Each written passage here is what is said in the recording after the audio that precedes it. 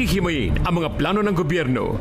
Mga usaping dapat alam ng bawat Pilipino. Yung mga sinasabi ho ninyo, do you have such kind of training for these communicators in the areas?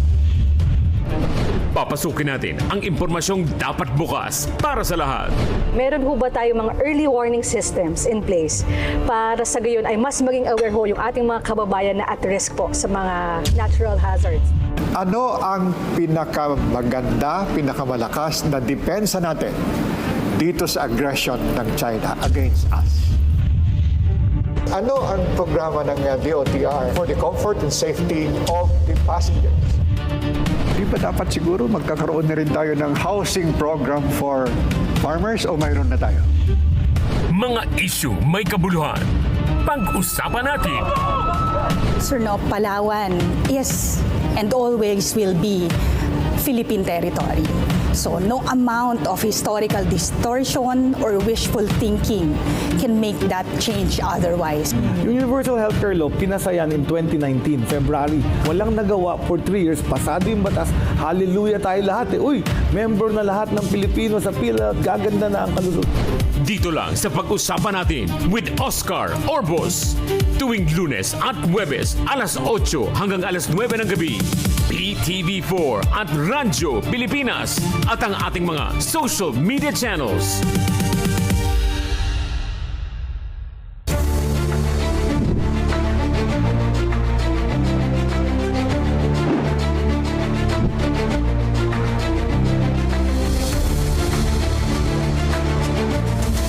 Ang programang ito ay natutuon po sa inyo. Galing po sa inyo at dahil sa inyo. Kaya kung anuman po ang dapat nating harapin na hamon, tayo po ay magsama-sama at pag-usapan po natin ito. Pagkuha ng permit sa pagninegosyo, lisensya sa pagmamaneho, at mga papeles na kinakailangan sa pagtatrabaho. Gaano nga ba kadali o kahirap bago makamit ang mga dokumentong ito? Ano ang karanasan mo? Ang daming hining requirements. Kailangan pa ng ID. Ang haba naman ng pila, sana mas gawin pang mas mabilis. Mga problemang nagpapahirap sa pagninegosyo at paghahatid ng serbisyo? Mga hakbang at solusyon para mas maging mabilis at epektibo ang paglilingkod sa mga Pilipino. Pag-usapan natin. Magandang gabi sa ating mga minamahal na kababayan. Ngayong gabi, we are honored and privileged to be in the office of a very important person sa akin po.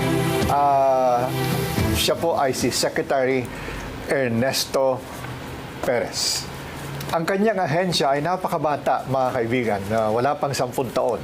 Pero the way ika nga na ito ay nilagay ni Secretary Perez, the visioning and all that, alam ho ninyo, ang kanyang ahensya ay magiging parte ng buhay ng lahat sa atin. Alam niyo kung bakit? Hindi lang ho yung pangalan. Kasi yung ARTA, parang artery yun eh. Dinadaanan ng mga dugo. Ano? Pero yung ARTA, ang pangalan is Anti-Red Tape Authority. Alam ho ninyo mga kaibigan, yung red tape, ay galing ho sa Inglaterra yan. Kasi may kailangan sa gobyerno, nilalagyan nila ng tape na red, ang kulay. Magantay ka. So kung minsan nakita nila yung isang papeles, abay ang dami ng red tape, ibig sabihin ang daming pinag-aantayan. Iyon ang history of anti-red tape. Dapat ang publiko hindi mag-aantay. Ang gusto nga ni Secretary Ernie, hindi na mag-aantay, automatic ang monitoring, automatic ang review, automatic din ang resulta. Gusto ko lang hong sabihin ito, at the start, madami ho tayong tatanungin sa kanya.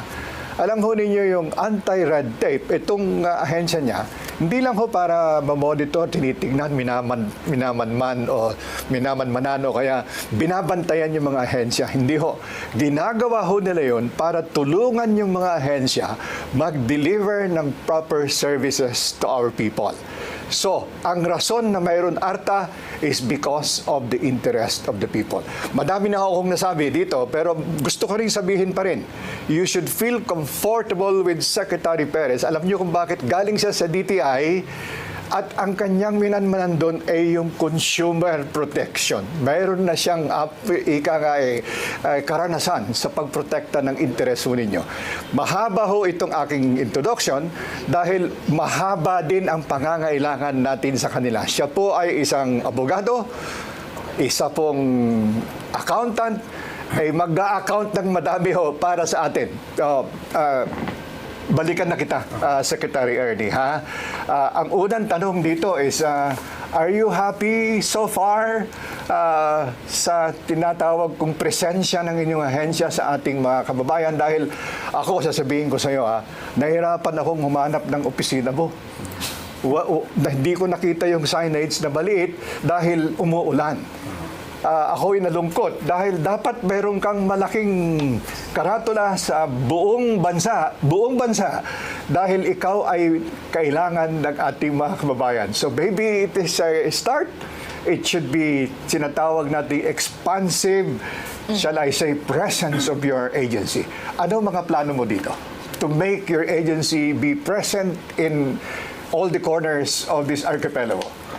Unang sa lahat, maraming salamat Manong Oka sa pagkakataon na ito na naibigay niyo sa amin. Ako po talagang personally masaya, maligaya na kagaya nyo.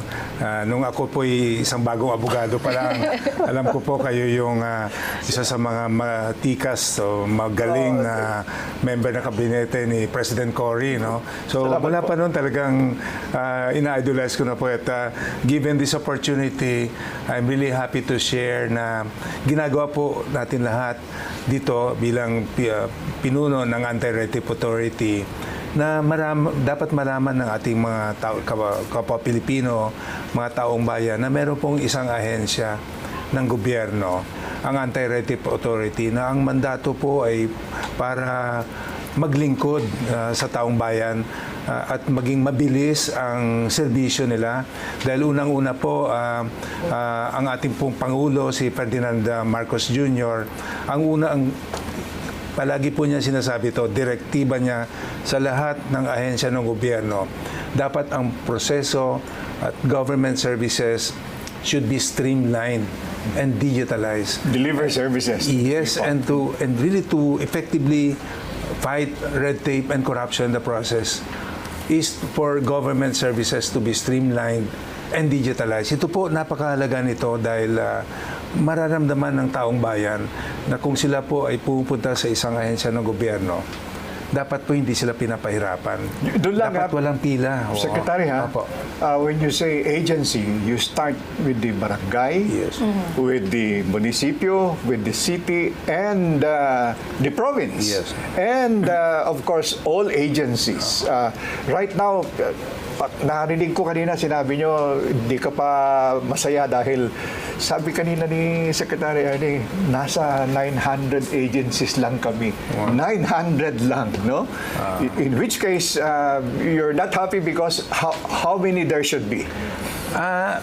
Including barangays, hindi pa ako kasama dun yung we are only talking about national government agencies, local government units, government-owned and controlled corporations, universities and water districts. Ang total universe nun, mga 10,000 plus agencies. That should include overseas Filipinos also accessing to services. Dapat po. Yung nabanggit ko kanina about report card survey, dahil because of budgetary constraints, we were only able to cover initially mga 800 agencies. Now, it was expanded to about 960 agencies. So, compared to the total universe, maliit po to, less than 10% of the total universe. But, effective po. Dahil what we do is we conduct regular and on-the-spot inspection. Wow. So, dahil alam niyang mga ahensya na pag ang ARTA, pinuntahan sila para mag-inspect, alam nila that we really mean business.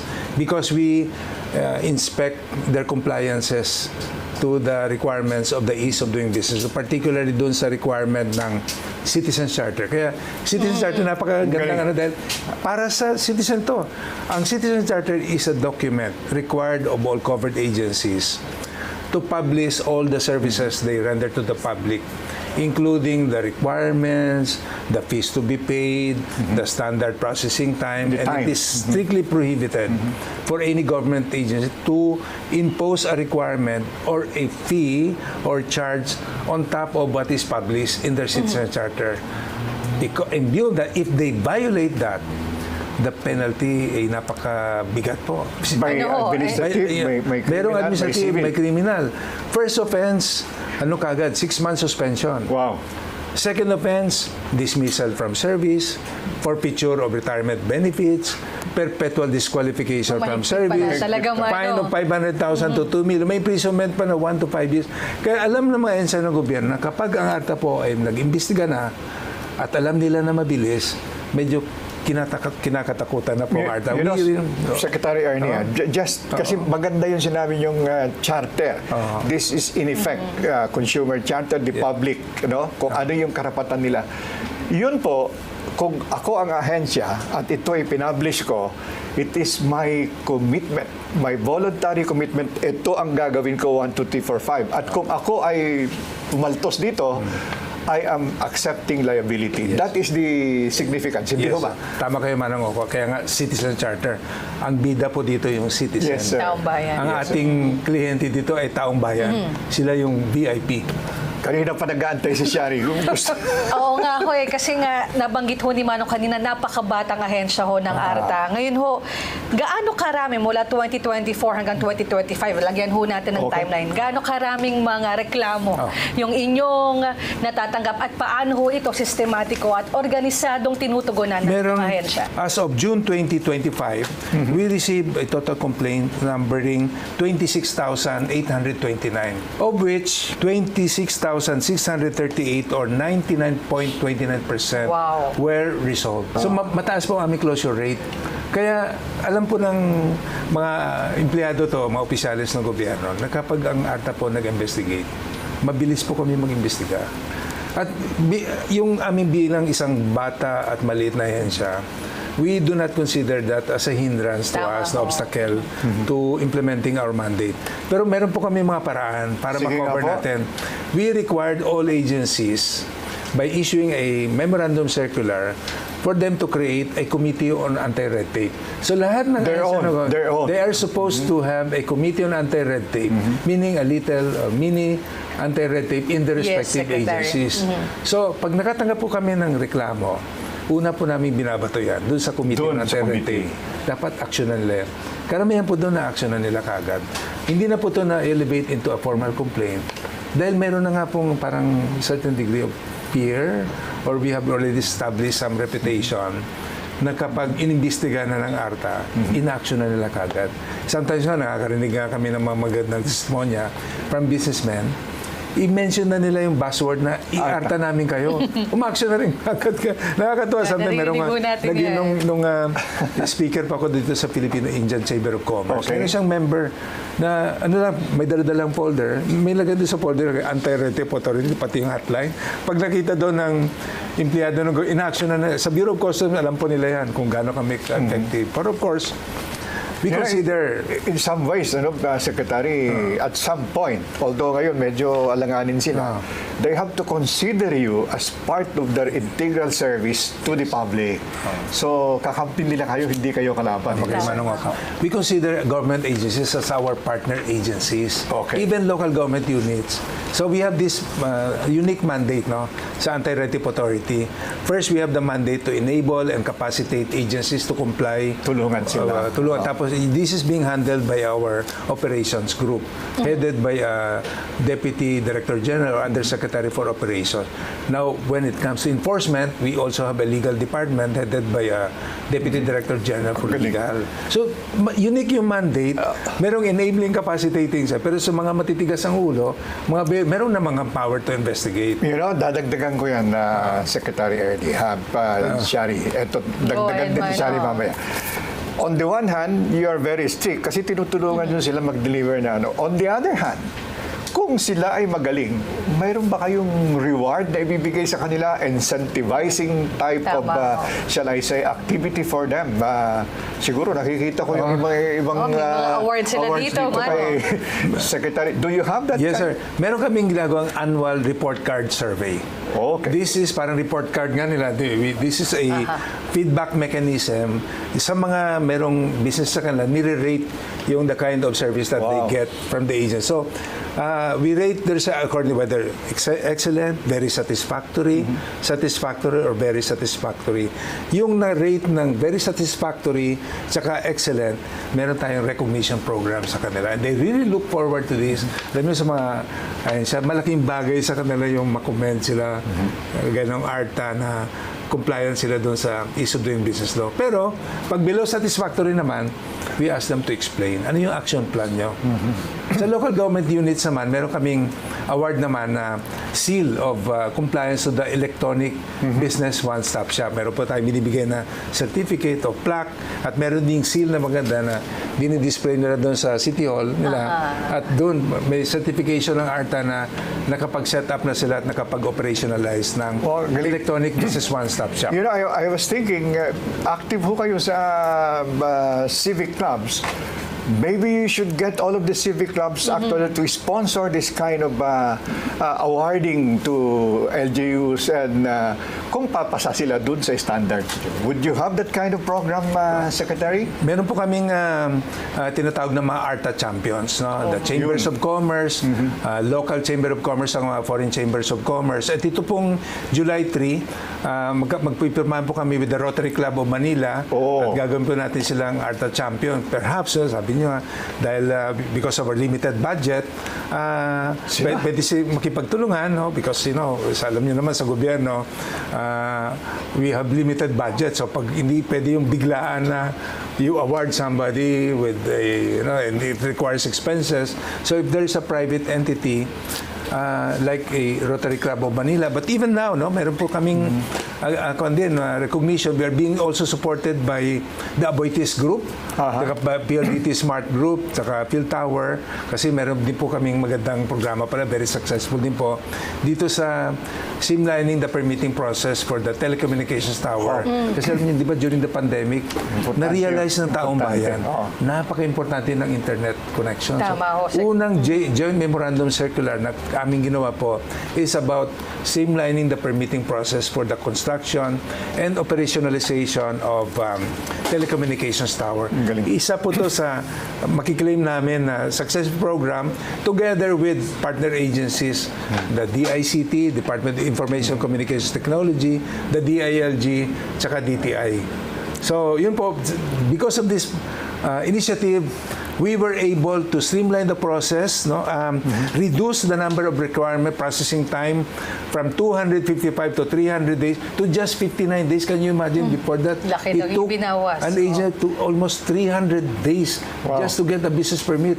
But because of this program initiative that we had on the telco, we were able to reduce it to just merely 59 days. As a result of which, tumaas po yung number of permits that were issued, compared to before that initiative that we have. Secretary, madagdag ko lang ho, nabanggitan ninyo itong BOSS, itong Business One-Stop Shop, itong e-BOSS, Electronic Business One-Stop Shop. Para sa kalaman ho ng ating mga kababayan, paano nito napapabilis yung mga transaksyon sa ating mga ahensya? Okay. Diba nabanggit ko po kanina na sabi ng Pangulo, government services must be streamlined and digitalized. This is a very good example of complying with that directive. Because by using the digital platform, pwede ka nang, kung ikaw negosyante, pwede mo na makuha yung business permit mo from anywhere in the world. Because using the digital platform, you can file your application, submit the requirements, pay online, and even print and have your business permit printed online. Meron po akong may isi-share. Meron tayong kababayan, isang OFW from Qatar. May negosyo po siya sa 6th class municipality, Ginsiliban in Camiguin. Okay. From his place of employment in Qatar, he was able to get his business permit in Ginsiliban Camiguin in less than a day. So, Wow. ang laking tulong. Wow. Ang laking tulong po yan. Electronic. Digital lahat. You know, siguro ho, there could be some rethinking na mag-i-start na sa government regulatory offices. Dahil sa inyo, ako ngayon, kagaya nung tiga-Qatar na sinasabi ho ninyo, I apply for a permit. At kung hindi nyo inaprubahan within proper time, 1 or 2 days, it is as if the permit was issued already and that I will now go ahead. And now, it is the ARTA that will go after the agency. Oy, nahuli kayo, so you better approve it properly. In other words, yung citizen, sir, will say, I have complied with all of this, ARTA, binigay ko na ito. 1 week na, wala pa akong permit. The law, in effect, or your internal regulation will say, mayroon ka ng permit, kami na ang magpa-follow up dito sa agency. Is that possible? The law specifically provides that if an application submitted complete with all the requirements and that fees have been paid, if the agency fails to act on it within the standard processing time of 3/7/20, the law provides for automatic approval if it is an original application and renewal if it's an application for renewal. Yes. So, but there has to be due process. Correct. Correct, sir. Siyempre, kailangan, they have to complain to us. Tama. And after submission of document, they're able to prove na nag-file nga ng application at complete your requirements, tapos there's failure on the part of agency to act on it, then ARTA can direct that agency to automatically approve the application. It's nice because, you know, what will happen is that if I automatically notify you through the e-process na nag-apply na ako ng permit this day, now, nung lumampas yun, kayo na ang magsasabi sa kanila, oy, na-issue na yan and you better do what is required of you. I think sa akin ho, people will start to have full confidence on their government because of that. Susundan ko lang go ahead, kasi excited Secretary. po ako about the electronic business one-stop shop. You know, we can really be a world-class country. Thank you. Kasi we have now LGUs that are able to issue permits in a matter of minutes. Out of the 1,642 LGUs, so far, as of March 31, 2025, we have certified 115 local government units.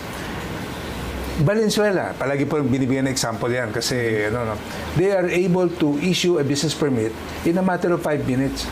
But you didn't know that recently, Baliwag, Bulacan, nalampasan pa niya yung record ng Valenzuela. Less than 5 minutes. Baliwag, Bulacan compared to Valenzuela, di po ba? So, nakakatuwa po kasi dahil ang commitment po namin sa Presidente na sabi namin, in ARTA po, ang objective natin is business permits like Singapore should be issued in 10 minutes. We were able to show that we can do it. Nako. Secretary, maraming salamat po. Sa pagbabahagi ninyo, sobrang exciting marinig yan, Manong. Mas marami pang achievements ng ARTA at mas malawak pa na talakayan ukol sa ahensya. Sa pagbabalik lamang po ng pag-usapan natin. Is that yung mga pila ba sa mga ahensya, pagkuha ng birth certificate, pagkuha ng NBI clearance, LTO license, ito ho ba ay unti-unting mababawasan na? At ano ho ba yung mga papel ng mga fixer-fixer pa dyan? Mayroong pa ba silang buhay under ARTA? Last month, idineklara ho ng ating Pangulong Bongbong Marcos Jr. ang Ease of Doing Business Month. So ano po ang mga inulunsad na aktibidad ng ARTA last month?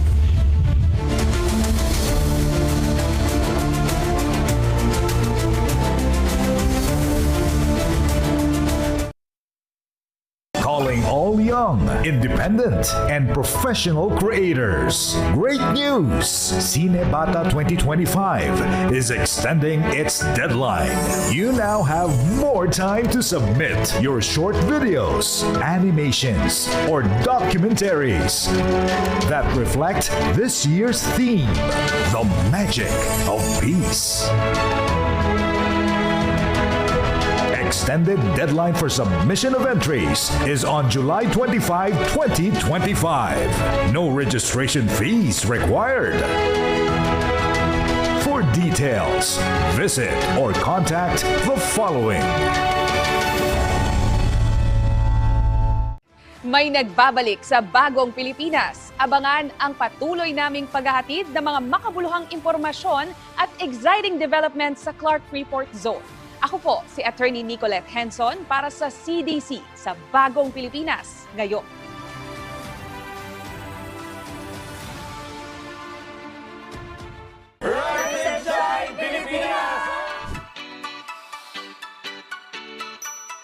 Talagang perfect ang bawat umaga basta't may kape, pandesal at RSP Barkada. Kaya naman tutok na sa favorite morning show ng bayan, Rise and Shine Pilipinas!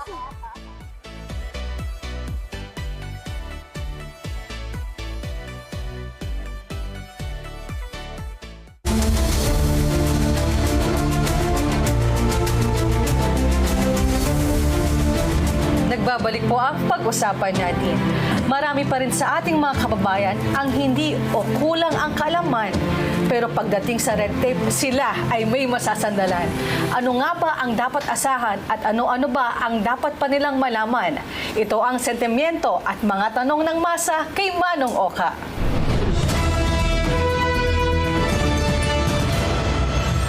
Yung pagkuha po ba ng NBI or birth certificate, ilang araw po ba talaga siya bago makuha? Ano po bang gagawin kapag may nag-alok sa akin na fixer para mapadali ang pagkuha ng lisensya? Ayan, mga kaibigan, narinig ho natin na yung mga komentaryo ng ating mga man on the street, ating mga kababayan mismo. Ang sinasabi nila, Secretary, is that yung mga pila ba sa mga ahensya, pagkuha ng birth certificate, pagkuha ng NBI clearance, LTO license, ito ho ba ay unti-unting mababawasan na? At ano ho ba yung mga papel ng mga fixer-fixer pa dyan? Mayroon pa ba silang buhay under ARTA?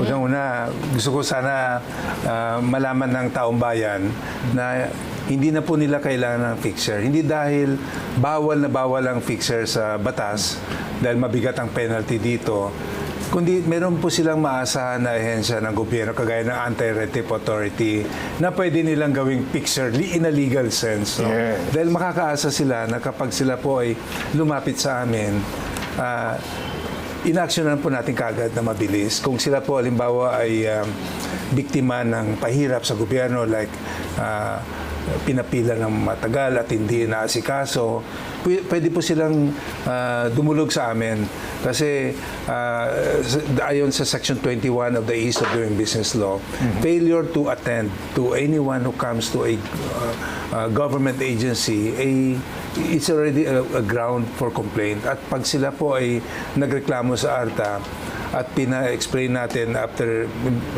investigation, evidence warrants, na totoo nga na hindi sila inasikaso during office hour, the law itself considers that as a violation. And ARTA will surely attend to that complaint and file charges. Wag ko kayong magagalit. You know, so, proactive ngayon yung mga consumers, yung ating mga publics, no?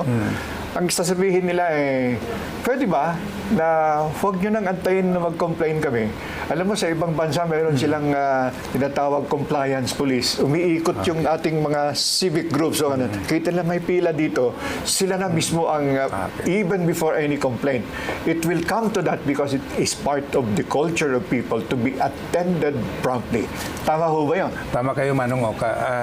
We have a legal department, particularly yung investigation, enforcement, and litigation group, na pag kami po ay nakatanggap ng impormasyon about mahaba ang pila o kaya nagka-cut off ang ahensya, nagpapupunta po tayo ng investigador. Wow. At pag na-establish po natin yan, una, of course, due process, we send them a notice to explain. Ito, natanggap ko mismo. Sabi na, bakit naman na ease of doing business? Paano naman kami na tricycle driver, na driver lang wala naman kaming business, bakit sila lang ang may ease of doing business? Kami ba hindi kasali dyan? Sagot po. Kasama po sila dahil ang batas po, kahit yung particular service ay business or even non-business related, pwede po umaksyon ng ARTA. So, hindi naman strictly business. Pero, yung nabanggit ko about electronic business one-stop shop, even a small, micro, small, or medium enterprises can avail of that service. So, wala pong distinction. Kay malaking negosyante ka o malit na negosyante, pwede po tumulong ang ARTA. At sila po ay covered ng mo yun, no? Yung masa din tayo lahat. And I go to a particular agency. In effect, I am transacting business of service with them. So that is also a way of uplifting all our people. They are no different. In fact, they are as even important as any big business because he is a citizen. Di ba? Tama kayo. Kaya nga, we always say this, no, na yung ease of doing business law is really a change maker law. Alright. Because before the ease of doing business law, before yung mindset kasi ng people in government, when somebody comes to their office, parang they're expecting that they're doing that person a favor. Not true anymore under the ease of doing business law. Anyone who comes to our office as a public servant, I am duty-bound to consider that person as a very important person, VIP. A change in the mindset of people in government, mandating us to treat every person who comes to us should be treated as a very important person, a VIP. Secretary, in line with that, no? Last month, idineklara ho ng ating Pangulong Bongbong Marcos Jr. ang Ease of Doing Business Month. So ano po ang mga inulunsad na aktibidad ng ARTA last month? Marami po. The whole month of May, naging busy ang ARTA. Nagkaroon po tayo ng nationwide inspection dito sa ating central office. We had it in Quezon City and other agencies. In our 8 regional offices, we also conducted inspections to check on their compliances with the citizen charter and yung about services that they render to the public.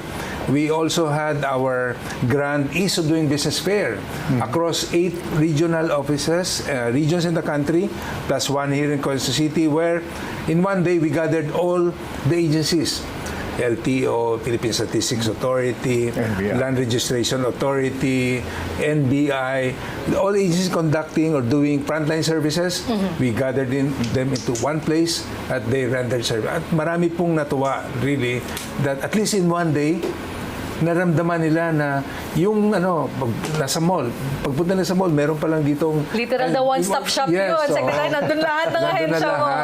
Tapos we also had our reel making contest and poster making contest. Ang dami pong sumama. 250 entries dun sa poster making contest. Tsaka dun sa reel making contest, 50. Kaya nahirapan po kami mag-judge. No? Ang aming commitment, we will announce the winner before end of May.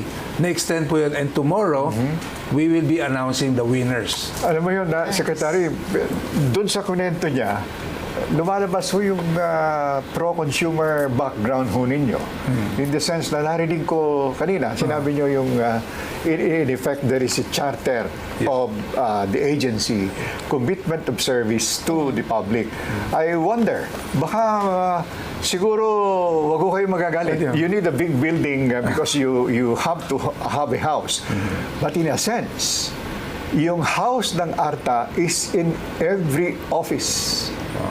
So that you actually receive and dispense, receive complaints, receive whatever it is that's needed, and you dispense actually service right there as a LTO. So you don't need an office because your office is everywhere in the country. Can that be right? Tama po kayo, Manong Oka. In fact, lahat po ng covered agencies natin ay required na magkaroon ng complaints desk. Parang ARTA desk doon. Kaya meron kayong pagpunta kayo sa frontline services na may nakikita kayo doon poster ng ARTA na bawal ang fixer. No? Tama. Makikita nyo. Tapos pag may reklamo, ito yung number. Ito yung number or pupunta doon sa desk. Pag walang tao doon, ay basis for complaint. Punta sila, reklamo nila sa ARTA. Simple na po, tumawag sila hotline. 12782 or kaya 8888 o kaya mag-email sa complaints@arta.gov.ph. marami palang pwedeng puntahan para magsumbong po, no? So aside sa complaints desk, binanggit ko kanina ni Secretary yung kanilang hotline. At syempre sa Facebook page ba ninyo, Meron. Secretary, pwede akong mag-personal message lang doon at may sasagot sa Meron akin. po, sasagot. At meron po tayong website. Yung mga katanungan, yung mga serbisyo na ginagawa ng ARTA, yung mga programa, inisyatibo, nakapublish po doon sa webpage, sa website natin, arta.gov.ph. You know, I have to say this. Dahil ho sa ginagawa ninyo, accessible yung, in effect, opisina ninyo everywhere.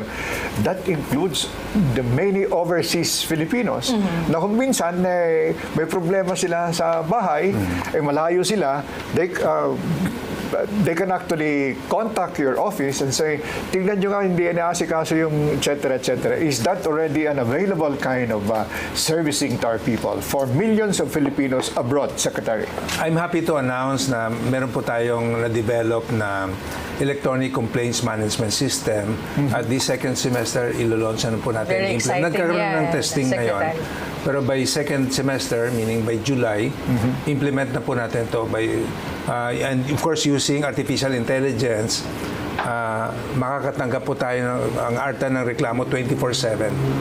At because of artificial intelligence, we will be able to monitor the progress, the status of this complaint to ensure na anumang reklamo na aming matanggap ay mabibigyan ng remedyo o kaya solusyon sa problemang idinulog nila sa ARTA. At welcome po natin ang ating mga kababayan, lalo na yung ating mga OFWs na kailangan talaga nilang suporta. Makakaasa po sila na meron pong anti-rape authority. Of course, katuwang natin dyan yung DMW. No? We're not claiming na tayong lead agency. Ang ginagawa lang natin is we facilitate the complaints and we refer them to the... It's an available avenue for them. Yes, you know, I'm very, hindi lang, shall I say, excited. I welcome anything that should help our overseas Filipinos. There can be 4 or 5 agencies na pwede nilang puntahan, pero yung ARTA should always be present, isn't it? Yes, sir. Okay. Secretary, paano ho natin na-engganyo yung mas marami pang mga Pilipino, mga kabataan, no, na maging vigilant dito sa red tape? Aside doon sa nabanggit ninyong mga pa-contest, Secretary. Kanina galing ako sa isang event ng Asian Institute of Management. Very good. Meron pong bata doon na nagtanong, paano sila makatulong sa ARTA? Uy, galing. Simple lang po sabi ko, pag meron kayong impormasyon tungkol sa red tape o kaya sa korupsyon o sa anomalya, you express your outrage as a person, as a people, because this is really what the country needs. Sometimes naging tolerant na tayo sa mga violators, no? But as long as you have basis and your complaint is substantiated by evidence, dapat hindi dapat sila matakot. Unang-una, not only because we have a president, no, that directly supervises the anti-rape authority, but we have already yung parang people that are already capacitated with the use of social media. It's so easy for them to let us know their complaints. And we're just encouraging them na sana wag sila matakot because this is what the country needs. Sa ibang bansa nga, mga first world countries, they don't really need to strictly enforce the regulations or laws by simply having a shame campaign. No? Ipahiya natin sa social media yung mga corrupt and inept politicians, and I hate to say this, but this is the reality. It has to be said. It has to be said. Yes. So people should know na to express, and they have that freedom to express their outrage over anomalies going on, and for this to stop, people should be more aware, should be expressive, and have that outrage. As long as you can back up your complaint with evidence, dapat po hindi sila matakot. You know, I was thinking, Shari, no, Yes, mukhang Mano. pinakabunso itong ARTA sa mga ahensya. But you know, very early, yung tinatawag nating value formation ng mga tao together. Yes, sir. Siguro ito yung ARTA na magde-develop na nasasandalan ninyo, na kasama ninyo, na kasangga ninyo. So people are not alone. So given that, they will have actually the courage and the confidence to come out kasi may kakampi sila na ARTA.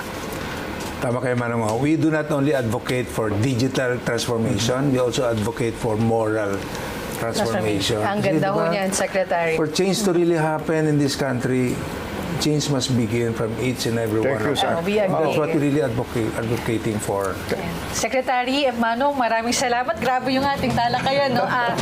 Mula doon sa mga programa, nandito na tayo sa moral transformation na tinatawag ng Secretary. Marami pa po tayong pag-uusapan sa pagbabalik lamang po ng ating programa.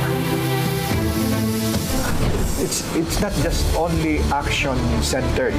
It's actually centered on value formation. Ito ho ba nakikita natin magpo-progress by leaps and bounds, and it will change totally the business and giving service to our people. Kanina, bago tayo nag-umpisa, magiging guest mo dito ang isang malaking tao sa height ng technology, at suddenly, a person like him, na-notice na niya yung ginagawa ng Pilipinas under the President with you sa ARTA.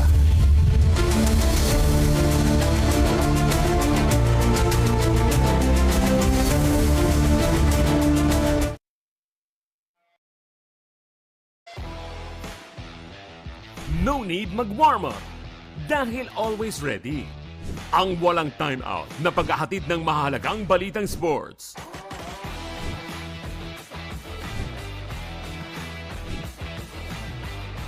Kasama ang ating starting six.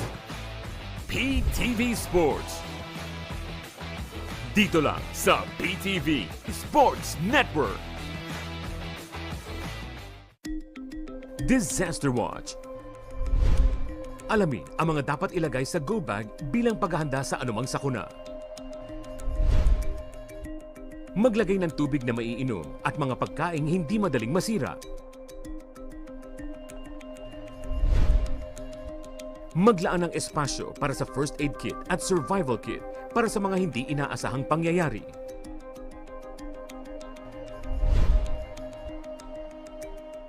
Huwag kalimutan ang toiletries para mapanatili ang kalinisan sa katawan. Samahan din ang mga damit at beddings na magtatagal ng ilang araw. At para ligtas at may alam, magdala ng personal protective equipment at mga teknikal na gamit. Sa panahon ng kalamidad, dapat laging listo. In a world and time when so much is changing, there is still so much of our culture that has to be documented and kept alive. Who are the bearers of these precious living cultures? How do they pass on a knowledge transmitted through the ages? What they represent has survived colonization, conflict, marginalization, and yet they persist. Sila ang sisidlan, the living vessels that store dayaw, our knowledge, our pride. Dayaw, a celebration of Filipino culture and heritage with Senator Loren Ligarda. Only on Your People's Television.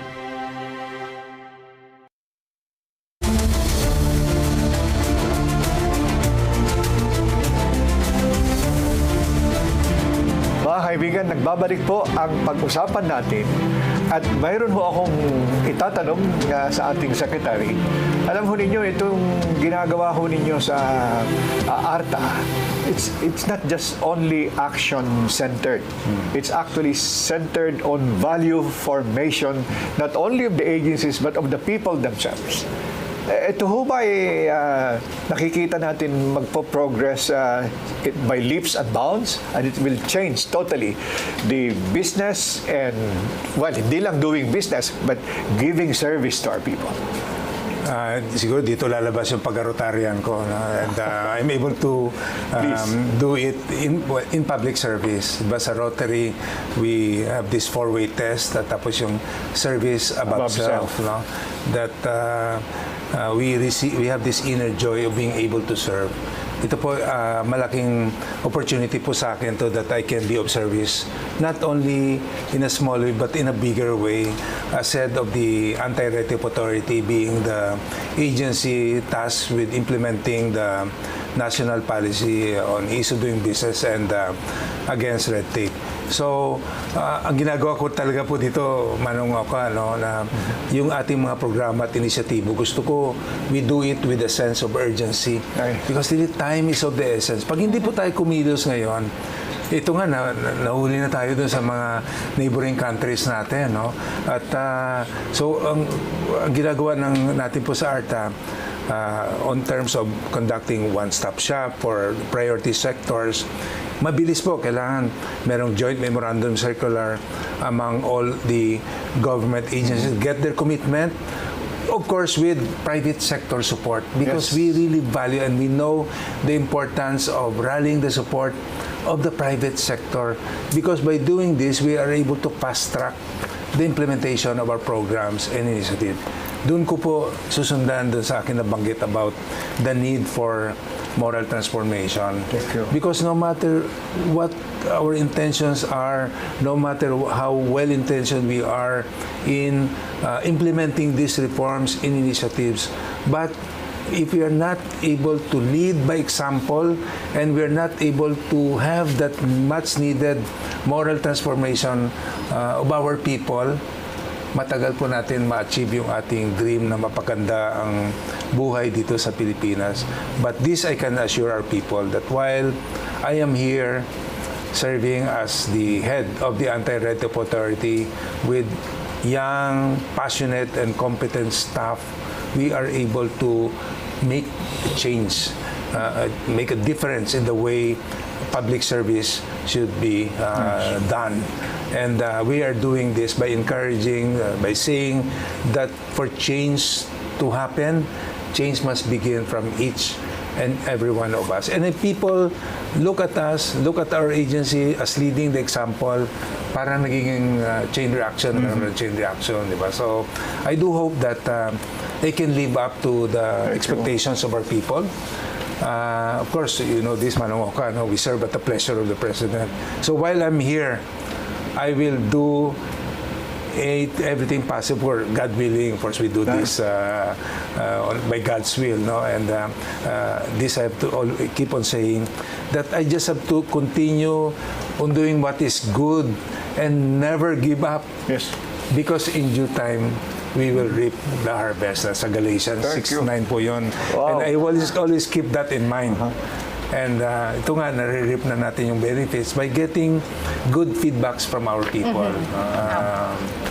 Madagdag ko lang ito, Secretary, no? Kanina meron na kayong mga nabanggit na programa ho ninyo at na-establish natin, Manong, kung gaano kahalaga na ahensya itong ARTA. No? Baka meron pa ko yung gustong ibahagi sa ating mga kabayan, future plans po ng ARTA at yung inyong mga current programs na gusto pa ninyong palawigin at palakasin, Secretary. Actually, that should serve as the message already of the Secretary. Gusto ko lang kanina, bago tayo nag-umpisa, magiging guest mo dito, well, visiting the country, ang isang malaking tao sa height, sa technology, at ikaw mismo ay namangha na suddenly, a person like him, na-notice na niya yung ginagawa ng Pilipinas under the President with you sa ARTA. Pakisabi nga sa ating mga kababayan. Ito nga, na-mention ko na yung about electronic complaints management system, no? Para we are able to receive complaints. Yung Bill Gates Foundation po nag-reach out to us 2 weeks ago. Wow. And offering us to help us in this, implement this no wrong door policy.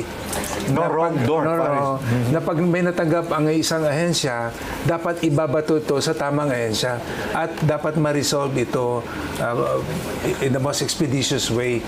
And Bill Gates himself plans to visit the country. Hopefully, matuloy, God willing, of course, matuloy ito by July 14 at the plans to have a courtesy call on the President para explain pa yung kanilang programa assisting ARTA fully implement this electronic complaints management system with the use of artificial intelligence. So, wow. And of course, that is technical assistance. Free po to, no expense on the part of government. And also, gusto ko rin po ipabahagi na meron po tayong ni-launch recently na Philippine Ease of Doing Business Reform Guidebook. This is a long-term solution to address issues, concerns about doing business in the country. This was produced through intensive meetings, consultations with all the concerned government agencies, including the private sector. At ito po, we plan to implement this within the year. And will continue so that before the term of this administration ends in 2028, we should be able to raise our competitiveness ranking by belonging to that top 20%. Kasi yung survey ng World Bank, really yung Business Ready Report released in October 2024, we belong to the top 40%. By 2028, this is our commitment. If we are able to implement all of these reforms, we should be at the top 20%. Why am I saying this?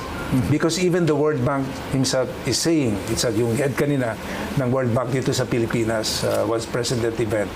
We have good laws and regulations. We have the right infrastructure. It is in the implementation that needs improvement. So if we're able to implement this following the Philippine Ease of Doing Reform Guidebook, I am very confident we can achieve. Kasi if we aim, we have to aim high. Yes. Thank you. You know, nag-umpisa tayo with the red tape, no? Pati yung pangalan natin is carrying the word red tape. Kasi yung red tape, yun yung tinatawag natin, sabi ko nga, pag-aaralan natin. So kung madaming red tapes doon, ibig sabihin madaming nag-aaral at hindi nila ma-actionan. Dito ho, sa anti-red tape, sa narinig ko, na kay Secretary Ernie, alam ho ninyo, mawawala yung red tape. Kaya hindi lang anti-red tape ang yung zero red tape ang mangyayari dito dahil yung tao mismo ang magsasabi dito na we don't need the awards from all the other agencies. It's the people who will give award to your agency, Secretary. Maraming salamat, Manong Oka. These are really inspiring words that will really continue to inspire us. Just keep on doing what is good. At nagpapasalamat po talaga ako sa pagpunta nyo dito. Bigyan kami ng pagkakataon para lalo pang maraming kababayan natin na malaman ang tungkol sa Anti-Red Tape Authority. Gusto ko rin po sana ipabahagi na meron po tayong, kasi yung mga questions ng mga businessmen natin is about issue on predictability, consistency of our regulatory making process. Ang ARTA po, gumawa na rin ng long-term solution dyan. Meron po tayong policy on regulatory management system na ang sino mang ahensya ng gobyerno, bago po sila magpatupad ng isang regulasyon, dapat we have to ensure na dapat magkaroon ng public consultation at dapat meron pong tinatawag na regulatory impact assessment. Yung regulatory impact assessment is a management tool that ensures that before an agency issues and implements a regulation, first it must be subject to proper public consultation at that regulation must not cause undue regulatory burden and cost to the transacting public. And we have this mandate of assessing the regulation by that mandate given to us by law. And if that is fully implemented through the National Policy on Regulatory Management System, lalo po gaganda yung ating ekonomiya dahil lalo po natin makukumbinsi yung mga negosyante na mag-invest dito sa ating bayan para may proklama natin sa buong mundo na the Philippines is ready for business.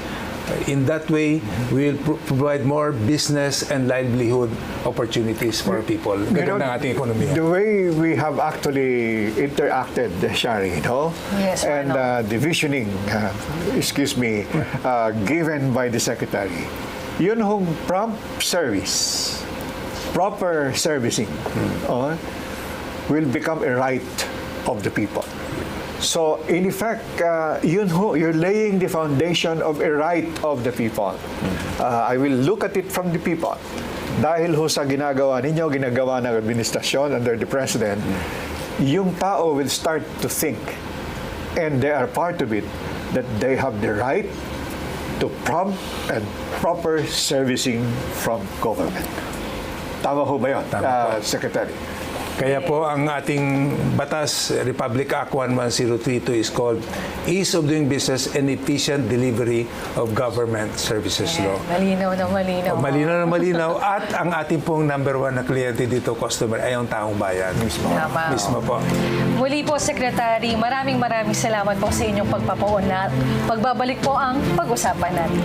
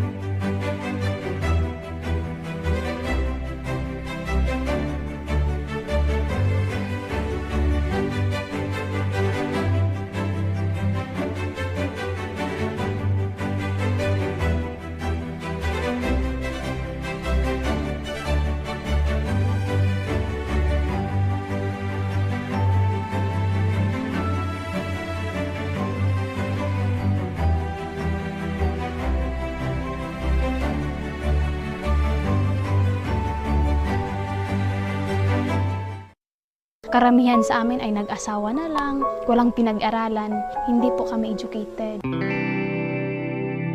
Bakit ipinanganak ako na IP ako na parang walang mga opportunity na para sa amin? Nagbabaon kami, kanin lang, ang ulam, bagong, gano'n. Talagang wala nang kaya ang magulang ko. Hango sa kwento ng mga totoong tao.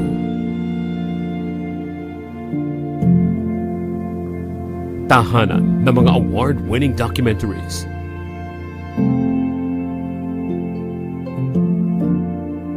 Public Eye sa PTV.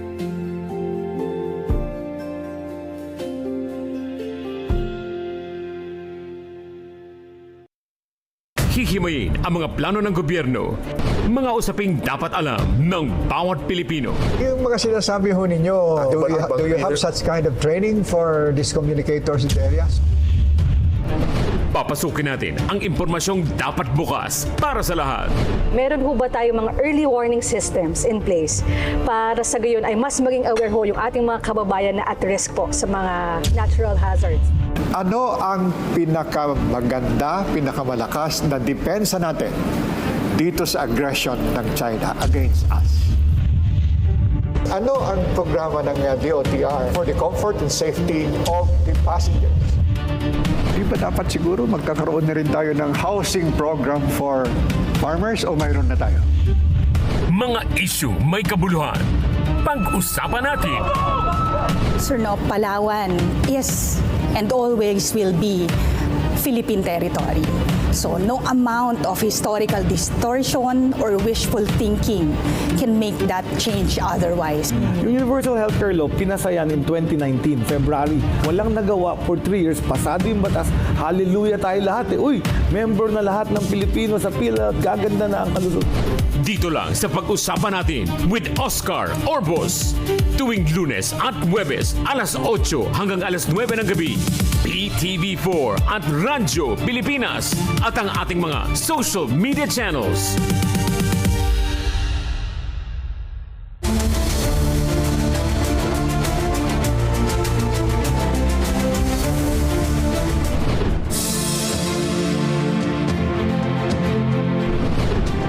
Ayan mga mga kaibigan, narinig po natin si Secretary Ernesto Perez ng Anti-Red Tape Authority. Pagkatapos po nating narinig siya, ang tingin ko dapat palitan na yung pangalan ng Anti-Red Tape Authority dahil yung kanyang visioning, yung kanyang plano na tutuon sa plano ng Presidente ay magiging No Red Tape Authority.